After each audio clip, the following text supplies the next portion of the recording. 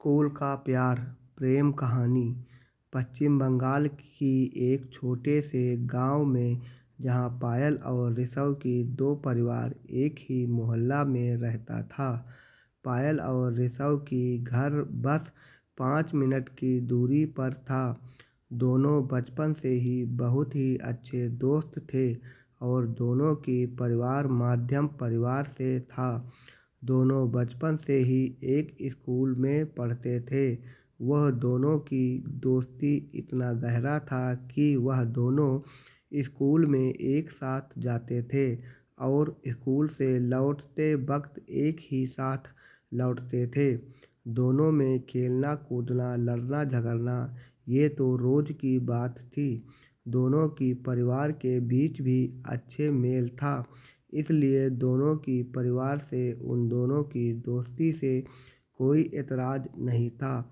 अब दोनों प्राथमिक स्कूल से हाई स्कूल में एक ही स्कूल में भर्ती हुआ। वो दोनों पढ़ाई लिखाई में भी बहुत अच्छे थे, इसलिए वह दोनों ही अच्छे अंकों से 10वीं क्लास पास कर लिया।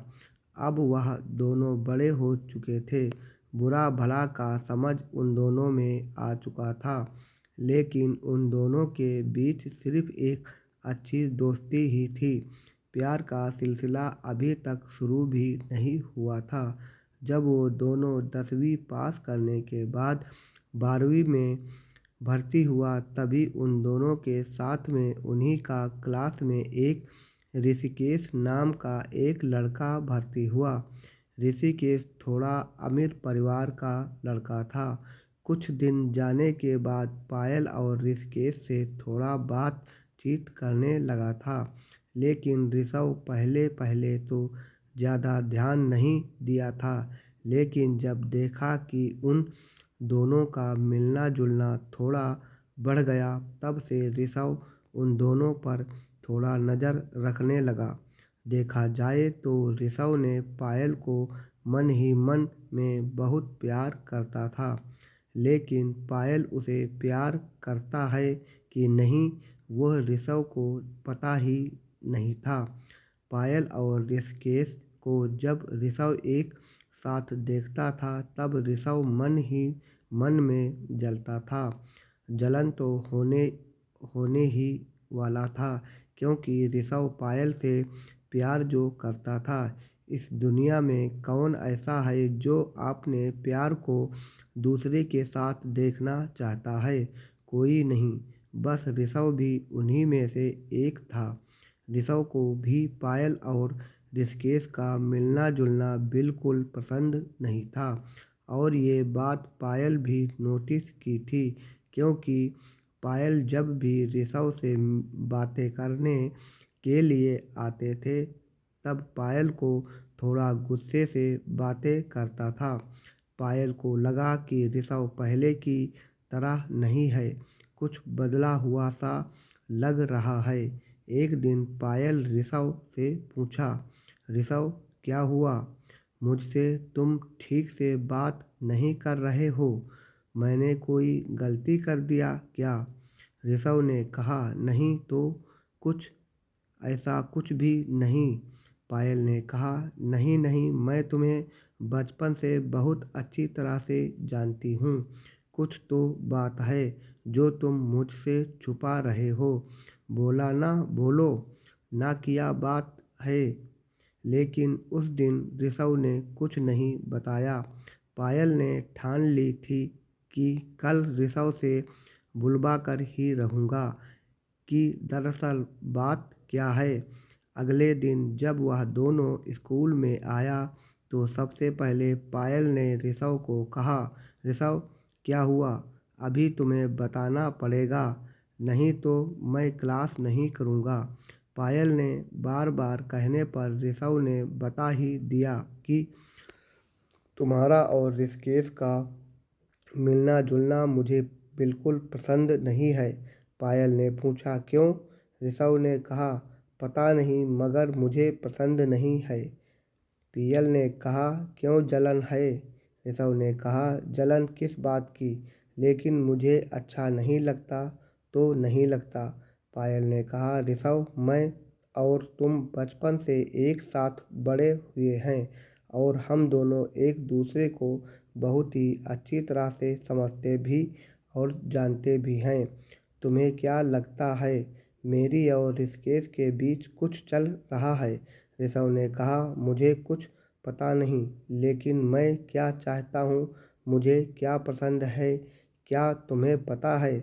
नहीं ना, पायल ने। ऋषभ, जो भी बोलना है साफ साफ कहो, ज़्यादा घुमा फिर कर मत करो। ऋषभ ने कहा, तो सुनो, मैं बचपन से ही तुमसे प्यार करता हूँ और मैं तुम्हें किसी के साथ देखता हूँ तो मुझे। पायल ने हंसते हुए कहा, बुद्धू, मैं भी तुम्हें चाहती हूँ और तुमसे अच्छा हमसफ़र मुझे और कहाँ मिलेगा, पागल। और रही ऋषिकेश के बात, वह सिर्फ मेरा एक दोस्त है और कुछ भी नहीं। मैं तो तुम्हारे अंदर छुपी हुई मेरे प्यार को देखना चाहती थी कि तुम मुझसे कितना प्यार करते हो, क्योंकि मुझे पता है कि एक सच्चा प्यार करने वाला आशिक उसके प्यार को किसी के साथ देखना पसंद नहीं करता। वह दोनों अपने प्यार को पाकर बहुत खुश थे। बचपन से ही वह दोनों अच्छे दोस्त। अब दोनों की रिश्ता प्यार में बदल चुका था। उन दोनों की रिश्ता और भी गहरा हो चुका था। अब पायल और ऋषभ की प्यार स्कूल से शुरू होकर कॉलेज तक पहुंच चुका था। पायल और ऋषभ एक दूसरे को बेपनाह मोहब्बत करते थे।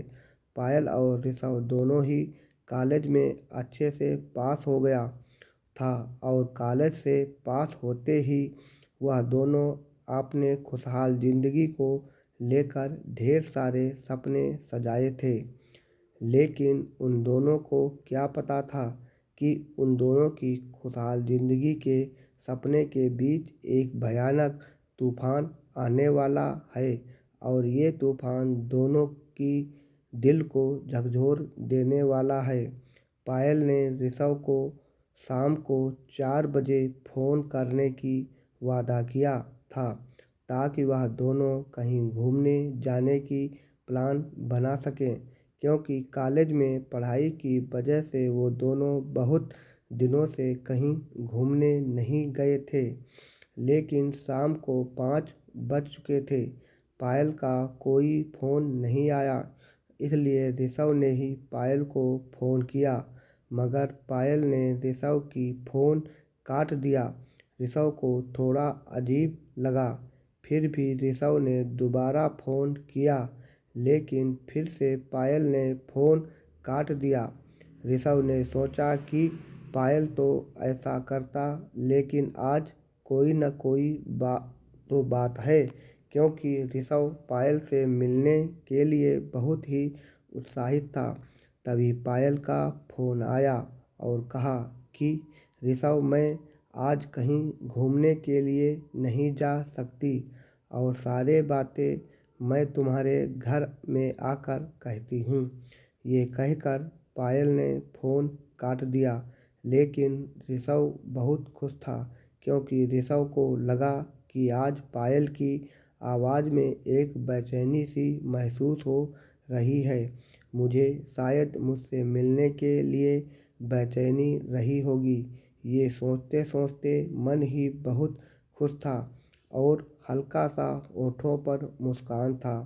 शाम की अंधेरा होने आया था और तभी अचानक कोई ऋषभ की घर का दरवाज़ा खटखटाने लगा। तभी ऋषभ की माँ ने ऋषभ से दरवाज़ा तक पहुँचने से पहले दरवाज़ा खोला और देखा कि पायल दरवाज़ा पर खड़ी है। ऋषभ की माँ ने कहा, कैसा हो बेटा? पायल पायल ने ऋषभ की माँ को नमस्ते करते हुए कहा, मैं ठीक हूँ, मैं थोड़ा ऋषभ से मिलने आई हूँ। ये कहते हुए पायल ने सीधा ऋषभ के कमरे में चला गई। पायल ऋषभ के कमरे में जाते ही ज़ोर ज़ोर से रोने लगी। उसकी आँखों से आंसुओं की मोटी मोटी बूंदें गिर रही थी। पायल की रोना देखकर ऋषभ हक्का बक्का हो गया। उसे समझने में नहीं आ रहा था कि अचानक पायल को हो क्या गया है और वह रो क्यों रही है। ऋषभ ने सबसे पहले पायल की आंखों का आंसू पोंछे और कहा, पायल तुम्हें क्या हो गया और तुम अचानक रो क्यों रही हो? सब ठीक है ना?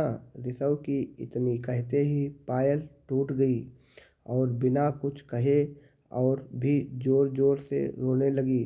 ऋषभ ने पायल को हाथ पकड़ा और अपने हाथों में पायल का हाथ रखकर कहा, अब बताओ क्या हुआ और इतना रो क्यों रही हो? तुम सोच भी नहीं सकते कि तुम्हारा आंसू देखकर मेरा दिल में क्या गुजर रहा है।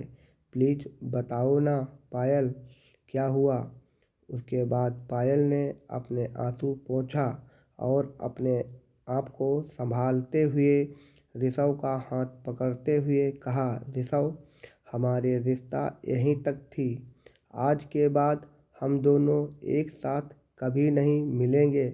पायल की ये बात सुनकर ऋषभ को ऐसा झटका लगा कि मानो 420 वोल्ट की बिजली उसके शरीर में से गुजर गई।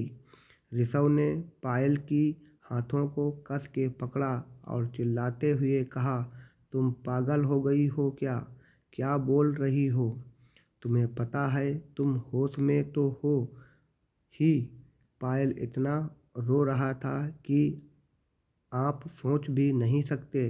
पायल को ऐसा लग रहा था कि उसकी ज़िंदगी वहीं पर ख़त्म हो जाएगी, लेकिन खुद को संभलते हुए ऋषभ के हाथों को पकड़कर अपने पास बिस्तर में बिठाया और रोते हुए कहा, ऋषभ, मैं जो कह रहा हूँ वह ध्यान से सुनो।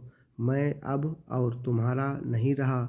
मैं किसी और की अमानत बनने जा रही हूँ, क्योंकि पिताजी ने आज ही मेरा रिश्ता तय करके आए हैं और ये रिश्ते से घर की सब बहुत खुश हैं। ऋषभ पगली की तरह एक जिंदा लाश बनकर पायल की बात सुन रहा था। ऐसा लग रहा था कि पायल की बात सुनकर ऋषभ बेहोश हो गया है और उसे समझ में नहीं आ रहा था वह क्या और कैसे बोले। कुछ देर की बाद जब ऋषभ होश में आया तब पायल की हाथ पकड़कर और पायल की आंखों में देखकर कहा, पायल, तुम मेरे साथ मजाक कर रही हो ना? ये बात साफ थी कि ऋषभ का गले का कंपन ही ऋषभ को बता रहा था कि पायल झूठ नहीं बोल रही है और अब सब कुछ खत्म हो चुका है। लेकिन पायल ने ऋषभ के सवालों की जवाब न देते हुए अपने चेहरे घूंघट से ढकते हुए कहा, मेरी बात तुम्हें मजाक लग रही है? अचानक ऋषभ को ऐसा लगा कि पूरा आसमान उसके सर पे टूट पड़ा है और उसके आंखों के सामने पूरे कमरे में अंधेरा छा गया है। ऋषभ ने अपने दोनों हाथों से अपने सर को पकड़कर जमीन के तरफ एक नज़र से देखने लगा। उसकी आंखों में सब कुछ धुंधला सा नजर आ रहा था। उसे चारों तरफ सिर्फ अंधेरा ही अंधेरा नजर आ रहा था, क्योंकि उसकी आंखों से आंसुओं की नदियाँ बह रही थी। वह सोच भी नहीं पा रहा है कि जो उसकी बचपन का प्यार है वह आज से बहुत दूर उसे अकेला छोड़कर जा रहा है और मैं कुछ न कर सका। पायल रोते रोते बिस्तर से उठकर दरवाजे की तरफ बढ़ने लगी, लेकिन ऋषभ ने अभी भी जैसे बेहोशी की हालत में बिस्तर में बैठा हुआ था। अचानक ऋषभ बिस्तर से उठा और पायल को आवाज़ लगाई और दर्द भरी आंसुओं के साथ होठों पे दर्द भरी मुस्कुराहट के साथ पायल की तरफ देखकर कहा, तुम अब यही कहने वाली थी ना कि मैं तुम्हारी शादी में किसी प्रकार की बाधा न डालूं? पायल ने ऋषभ की बात सुनकर अपने सर को झुकाते हुए कहा, हाँ ऋषभ, मुझे तुमसे यही कहना था कि मुझे तुम पर पूरा भरोसा है कि तुम कुछ भी ऐसा काम नहीं करोगे जिससे मेरा शादी में कोई बाधा आए और मेरी पिताजी का इज्जत मिट्टी में मिल जाए। ऋषभ पायल की बात सुनकर हैरानी से पायल की तरफ देख रहा था और सोच रहा था कि यही था उसकी और हमारी बचपन का प्यार। उसे ये तक पता नहीं है कि मैं उसे कितना प्यार करता हूँ और मैं ऐसा कुछ भी सोच भी नहीं सकता हूँ कि पायल और उसकी घरवालों को मेरी वजह से कोई नुकसान पहुँचे। पायल दरवाजे को जाते वक्त पायल ने ऋषभ की माँ को देख लिया तब और उसे समझ में आ गया था कि ऋषभ की माँ ने हमारी सारी बातें सुन लिया था। पायल ने अपना सर झुकाकर वहाँ से चली गई। माँ ने ऋषभ की तरफ देखा और बेटे की दर्द देख न पाकर ऋषभ की कमरे से अपने कमरे में चली गई। ऋषभ को जब जया का चेहरा याद आया तो उसे उसके सारे आंसू नकली लगने लगे थी क्योंकि पायल की चेहरा पर शादी की खुशी का झलक अब ऋषभ याद कर पा रहा था। पायल की मजबूरी ने सिर्फ ऋषभ का दिल ही टूटा नहीं उसका भरोसा भी टूट गया। विनीत सच ब्लॉग में आपका हार्दिक स्वागत है। कृपया हमारे चैनल को लाइक और सब्सक्राइब करें। धन्यवाद।